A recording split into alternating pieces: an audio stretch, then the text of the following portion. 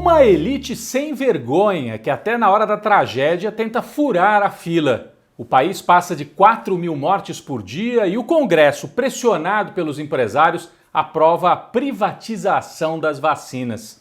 O vice-presidente Hamilton Mourão escreve um artigo cheio de recados para Bolsonaro, que procura a elite econômica para reduzir o risco de um impeachment. Um jantar entre amigos no meio do genocídio. Nas pesquisas, Lula já aparece à frente de Bolsonaro, mas a pergunta que muita gente faz: que país vai sobrar até 2022? O bolsonarismo mais fraco apela para a guerra religiosa e quer abrir as igrejas no meio da pandemia. Eu sou Rodrigo Viana e esse é o Tempero da Notícia, começando agora.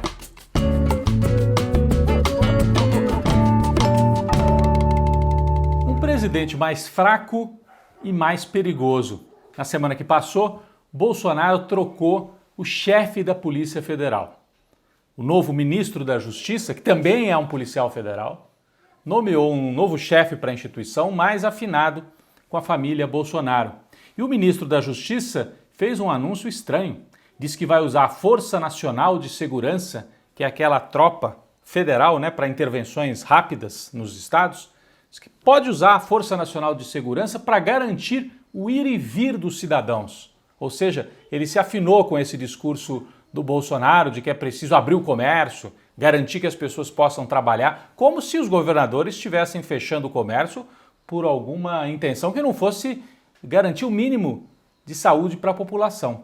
Então, é um discurso de usar a Polícia Federal, de usar a Força Nacional de Segurança em favor do bolsonarismo, ou seja, como instituições a favor do clã que ocupa a presidência da República nesse momento e que está contra todas as políticas internacionais de contenção da pandemia. Então é algo muito perigoso, o Bolsonaro dobra a aposta nesse sentido. Ao mesmo tempo, ele recebeu um recado que não deve ter agradado muito, vindo do vice-presidente Hamilton Mourão, que é um general. O Mourão escreveu um artigo, ele escreve a cada 2 semanas, escreveu um artigo, a gente pode ver aí, em que ele defende o golpe de 64, diz que os militares devem ocupar cargos comissionados no governo, já tem 11.000 militares espalhados aí por cargos, e diz que isso é normal, tem civis, tem militares, mas o principal recado que ele passou pro Bolsonaro, disse que as Forças Armadas são instituições de Estado. Ele repete essa expressão que já tinha sido usada pelo ministro da Defesa que foi demitido pelo Bolsonaro. O que quer dizer essa expressão? Nós não estamos a serviço do Bolsonaro. Nós somos uma instituição a serviço do Estado brasileiro. Então é um recado. Bolsonaro, não adianta falar em meu exército, que o Jair Bolsonaro às vezes fala assim, o meu exército, não tem meu exército. O exército é comandado pelos generais e ele é um capitão, o presidente da República. Então, é um recado muito claro e o Mourão assim se apresenta para a elite econômica no seguinte sentido: se precisarem de mim, estou aqui. Por que não? Um governo de transição comigo, Mourão, à frente da presidência da República. O Bolsonaro ficou preocupado com mais esse sinal de deterioração política, vindo agora do vice-presidente, e decidiu procurar os empresários. Foi jantar em São Paulo com representantes de bancos, de redes de varejo, empresa de segurança privada, mídia, estavam lá os diretores, donos de canais de televisão, e dizem que ele saiu até aplaudido do encontro, em que mais uma vez usou expressões chulas, xingou o governador Dória. Então o Bolsonaro tenta mostrar que tem o apoio de uma parte do empresariado. Mas vazaram na imprensa, inclusive no jornal ligado ao meio empresarial, que um setor da grande burguesia brasileira não está nada feliz com o Bolsonaro e não gostou de ver essa operação, de tentar mostrar, eu tenho o apoio dos empresários. Não tem, não. A gente viu algumas semanas atrás um manifesto de centenas de empresários, economistas, dirigentes de grandes empresas, dizendo que não aguentam mais o governo de Jair Bolsonaro. E isso começa a se refletir já há algumas semanas nas pesquisas. Esta semana que passou mais uma mostrando que Lula já está à frente do Bolsonaro até no primeiro turno. Ainda é empate técnico, A pesquisa XP, Então Lula com 28, Bolsonaro com 27, mas chama atenção porque o Bolsonaro está todos os dias na mídia, o Lula ficou preso, não tem mídia quase, né?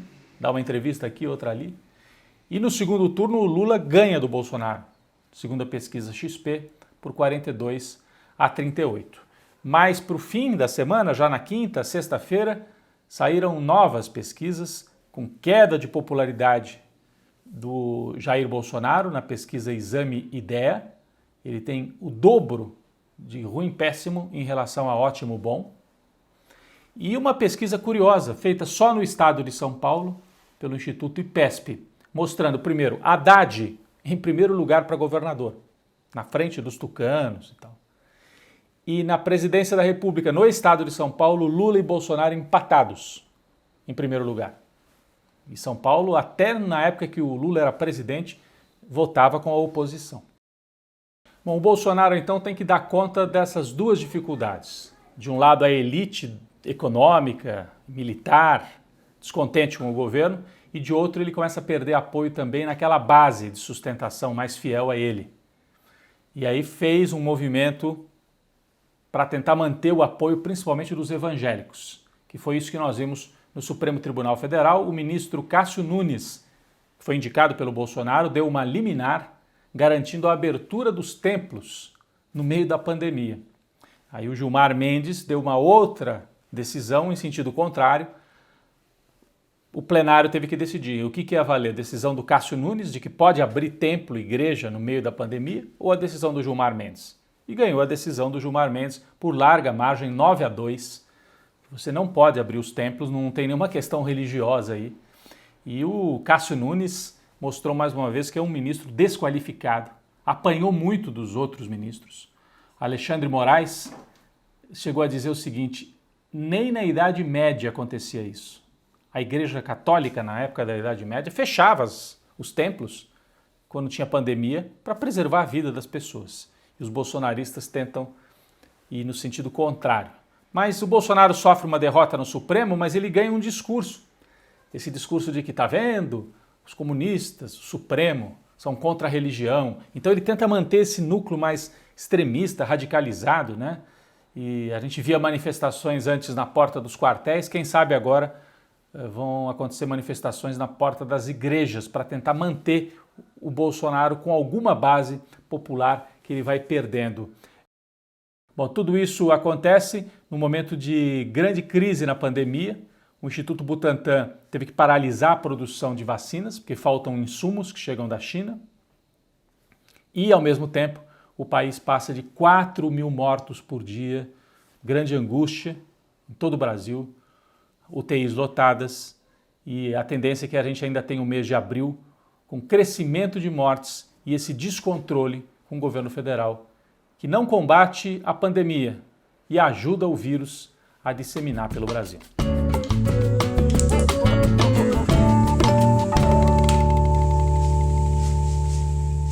Bom, quem vai para a panela de pressão esta semana é um personagem que virou central aí nessa trama do bolsonarismo no governo federal. É o André Mendonça. Ele já foi advogado-geral da União, que é um cargo importante ali no governo, depois virou ministro da Justiça e agora, nessa última reforma feita às pressas pelo Bolsonaro, ele voltou a ser advogado-geral da União.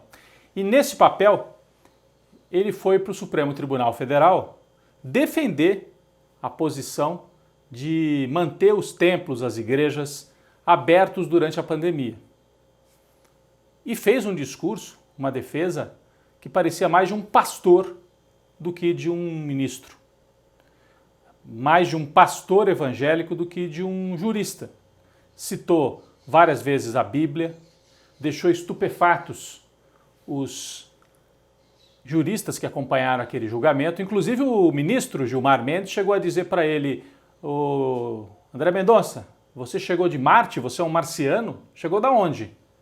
Usando esses argumentos no meio de uma pandemia onde já morrem mais de 4.000 pessoas no Brasil.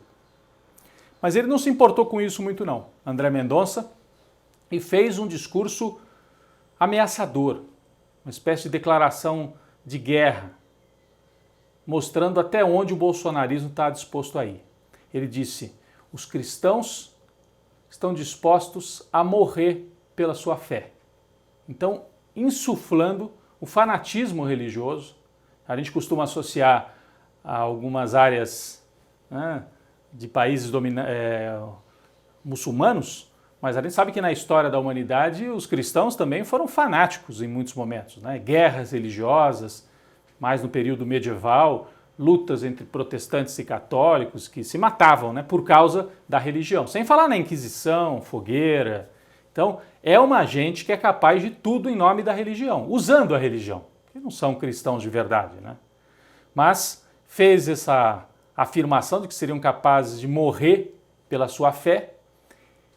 E qual o objetivo disso? O André Mendonça bate no peito e quer se mostrar como um campeão do bolsonarismo, porque quer conseguir a indicação de Bolsonaro para a vaga no Supremo Tribunal Federal, que será aberta em julho, quando o ministro Marco Aurélio Mello se aposenta. O Bolsonaro vai indicar, então, um ministro que tem que ser aprovado no Senado. Para muita gente, o André Mendonça passou do ponto. Uma coisa é estar alinhado com o presidente e virar ministro do Supremo. Outra coisa é fazer um discurso fanático, fundamentalista. O Bolsonaro pode até nomeá-lo, indicá-lo, mas o Senado, olha, a situação pode não ficar fácil para o André Mendonça, ele pode ter perdido a indicação para o Supremo por causa dessa fala fanática, extremista e perigosa para o Brasil, então por isso ele vai para a nossa panela de pressão.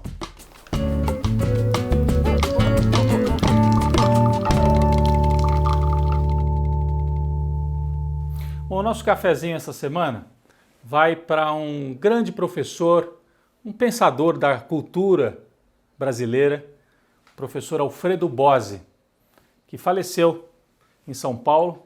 Ele era professor emérito da Universidade de São Paulo e membro da Academia Brasileira de Letras, mas um homem com uma vida muito simples, apesar de um pensamento muito elaborado. Ele é o autor desse livro clássico aqui, História Concisa da Literatura Brasileira. Então, se você quer estudar, saber mais sobre os poetas, escritores, desde a época colonial, Império, depois ao longo do século XX, essa história concisa é usada em muitas faculdades, em muitos colégios, e o Alfredo Bozzi é o autor, um livro clássico para quem quer estudar literatura no Brasil. Mas talvez o livro mais importante dele seja esse aqui, Dialética da Colonização, em que o Alfredo Bozzi, ele originalmente era professor de italiano, né? Ele é de origem italiana e era professor de língua e literatura italiana na USP, mas depois foi se interessando pela cultura brasileira. Então ele retoma as grandes narrativas de Celso Furtado, Jacob Gorender e outros grandes pensadores brasileiros e escreve esta obra clássica, Dialética da Colonização. E ele também refletiu e ajudou a pensar muito sobre esse liberalismo brasileiro que a gente conhece muito bem, né? Sabe esse liberalismo que fura a fila da vacina?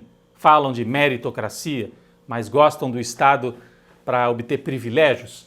Então o professor Alfredo Bozzi também escreveu um texto, aí não é um livro, é um artigo clássico, A Escravidão entre Dois Liberalismos, em que ele retoma como, no século XIX, parte da elite brasileira se dizia liberal e defendia a manutenção da escravidão em nome do direito à propriedade. É claro que o artigo é muito mais sofisticado do que isso, mas o Alfredo Bozzi ajuda a entender um pouco dessa mentalidade, principalmente da elite brasileira. Ele morreu aos 84 anos, infelizmente, mais uma vítima da Covid-19. Aqui fica a nossa homenagem, a nossa lembrança e o nosso cafezinho para o professor Alfredo Bozzi.